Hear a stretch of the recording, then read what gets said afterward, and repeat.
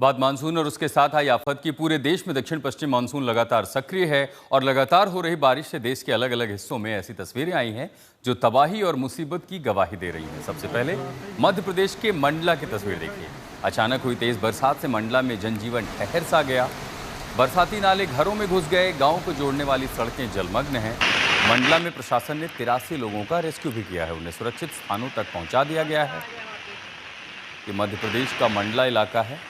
यहाँ बरसाती नाला सड़कों पर आ गया और ऐसा लगा कि मानिए सैलाब सड़कों पर उतर आया है।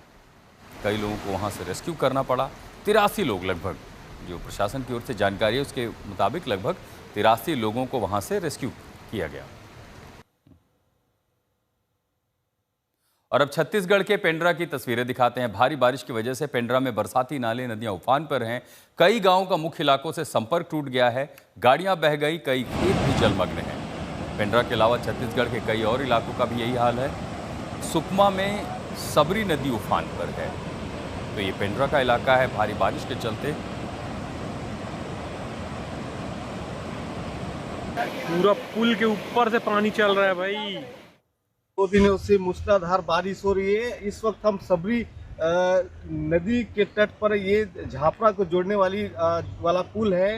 हम देख सकते हैं सिर्फ 3 फुट बचा है जो पानी है पुल के आने का, और जो जिले के सभी नदी नाले उफान पर है। इस वक्त हम सबरी नदी के तट पर देख सकते हैं किस तरह से लगातार बारिश से जो है नदी उफान पर है। साथ ही मैं बताना चाहूँगा सुकमा जिले के जगरगुंडा चिंतला किस्टाराम इलाके से 50 से ज़्यादा गांव जिला मुख्यालय से संपर्क टूट गया है। इलाकों में नदी जो नाले हैं उफान पर हैं और उन इलाकों में मुख्यालय से संपर्क टूट गया है। अभी मौसम विभाग का कहना है कि अभी और 5 दिनों तक यही हाल रहने वाला है, तो जिले में लोगों की मुसीबतें और बढ़ने वाली है। धर्मेंद्र सिंह, आज तक, सुकमा। तो ऐसी स्थिति छत्तीसगढ़ के रायगढ़ में भी है। रायगढ़ के हालात भी दिखाते हैं आपको। रायगढ़ के रिहायशी इलाके में बरसात का पानी घुस गया। रेलवे अंडरपास भर गया है। रेलवे ट्रैक के पास बनी कॉलोनियां भी पानी हो गई हैं। तो पहाड़ों से लेकर के मैदानी इलाकों तक मूसलाधार बारिश के बाद जनजीवन अस्त व्यस्त है। ये रायगढ़ की तस्वीर आप देख रहे हैं कि रेलवे जो कॉलोनी है उसके पास 2 से 3 फीट तक जल भराव हो गया है।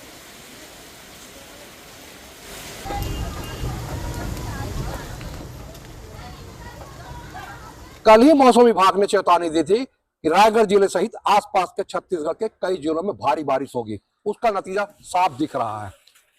300 से अधिक घर यहां पूरी तरह डूब चुके हैं और कई घरों में तो 2 से 3 फुट पानी भरा हुआ है। स्थानीय लोगों का कहना है कि नगर निगम की टीम यहां नहीं पहुंची है, जिसके चलते उनका कामकाज पूरी तरह बंद हो चुका है। जो बच्चे स्कूल जाते थे वो भी आज स्कूल नहीं जा पाए। घरों में अभी तक पानी भरा हुआ है और इनकी दैनिक दिनचर्या भी दिक्कत में पड़ गई है। नरेश शर्मा, आज तक, रायगढ़। कुछ ऐसी ही तस्वीरें गुजरात से भी आई हैं। गुजरात के जामनगर में भारी बारिश से सब कुछ ठहर सा गया है। जामनगर में पिछले 24 घंटे में रिकॉर्ड बारिश हुई है। शहर के कई बाजार पूरी तरह से डूब गए हैं। गलियां पानी हो गई हैं। जामनगर में कई वाहन पानी में फंस गए। कुछ गाड़ियां खराब हो गई। बाद में जेसीबी की मदद से इन गाड़ियों को निकाला गया।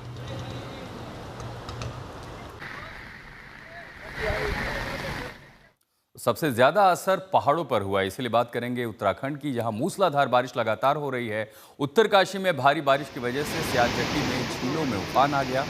नदी किनारे बने होटलों में बाढ़ का पानी घुस गया है।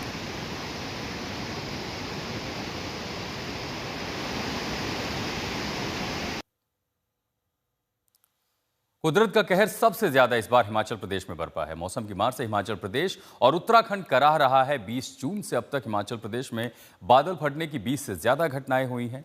बादल फटने के बाद हिमाचल में तबाही की तस्वीरें सामने आ रही हैं। वहीं उत्तराखंड में कई जगह भूस्खलन ने लोगों की जिंदगी पर खतरा पैदा कर दिया है।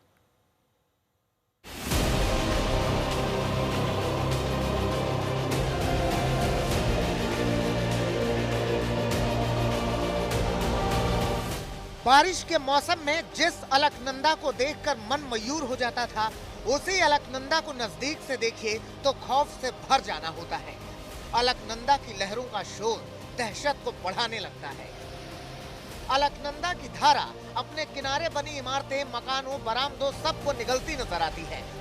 पहाड़ पर 15 दिनों की बारिश और बादल फटने की घटनाओं के बाद अलकनंदा में ऐसा सैलाब उतरा है कि नदी में मौजूद मूर्तियां जलमग्न हो चुकी हैं।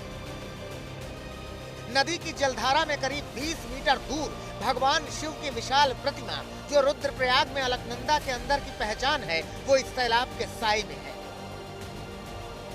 ये ताजा तस्वीरें रुद्रप्रयाग के प्रसिद्ध कोटेश्वर गुफा की है, जहां शिव गुफा के अंदर तक अलकनंदा की धारा का आक्रमण हो चुका है। नदी की बाढ़ के बीच ये लाल रंग का हिस्सा जो बाढ़ के पानी में कभी कभी नजर आ रहा है, ये नदी के किनारे बने मंदिर का हिस्सा है जो इस सैलाब में पूरी तरह डूब चुका है। हालत ये है कि अलकनंदा के किनारे 100 फीट तक दूर मौजूद घर डूबे हुए हैं, बरामदे डूबे हुए हैं। अलकनंदा की धारा सीढ़ियों के रास्ते मकान के ऊपर की ओर लपकती नजर आती है। अलकनंदा के प्रवाह ने खतरे की हद लांघ दी है। नदी के किनारे पर लगा नीले रंग का ये बोर्ड देखकर अंदाजा लगाया जा सकता है कि अलकनंदा की बाढ़ फिलहाल किस कदर बढ़ चुकी है। सुबह लिए गए आंकड़े के मुताबिक रुद्रप्रयाग में अलकनंदा नदी में बाढ़ की हालत में चेतावनी का निशान 626 और खतरे का निशान 627 है, जबकि सुबह 8 बजे अलकनंदा में 626.80 के स्तर तक बाढ़ का प्रवाह पहुंच चुका था। उधर मंदाकिनी में भी चेतावनी का स्तर 625 और खतरे का स्तर 626 है, जबकि मंदाकिनी की धारा 625.60 को छू रही थी। अलकनंदा के बढ़ते प्रवाह को देखते हुए नगर पालिका समिति ने रुद्रप्रयाग में आए पर्यटकों से अपील की है कि वो नदी किनारे न जाएं, क्योंकि फिलहाल अलकनंदा नदी के जलस्तर में कमी के कोई आसार नहीं दिख रहे हैं। बाढ़ के अलावा पहाड़ पर चट्टानें खिसकने की मुसीबत भी कम नहीं है। चमोली में कर्णप्रयाग के पास उमटा नाम की जगह पर सुबह सुबह 5 बजे ही पहाड़ी से भयानक मलबा खिसक कर सड़क पर आ गया। ये मलबा इतना ज्यादा है कि इसे देखकर सोच भी नहीं सकते कि इसके नीचे से पूरी लंबी चौड़ी हाईवे की सड़क गुजरती है, जो अब मलबा गिरने के चलते 20 से 30 फीट के पहाड़ के नीचे दब गई है। इससे 4 धाम यात्रियों से लेकर ऋषिकेश से दिल्ली की तरफ जाने वाले या फिर ऋषिकेश की तरफ से बद्रीनाथ धाम हेमकुंड साहिब जाने वाले तीर्थयात्री भी फंस चुके हैं। जो श्रद्धालु गंगा जी में स्नान कर रहे हैं वह सुरक्षित स्थान पर बैठकर ही स्नान करें और स्नान थोड़े समय में ही करें, जल्दी बाहर आ जाए जलधारा से। ऋषिकेश में अनाउंसमेंट हो रहा है कि त्रिवेणी घाट की ओर श्रद्धालु न जाएं, गंगा का जलस्तर बढ़ चुका है। जो भी नदी के किनारे बसे हैं वो कृपया करके नदी की ओर न जाएं और नदी का जलस्तर काफी बढ़ चुका है। चमोली में भी अनाउंसमेंट किया जा रहा है कि नदियों की ओर जाने से लोग बचें, क्योंकि स्थिति गंभीर है।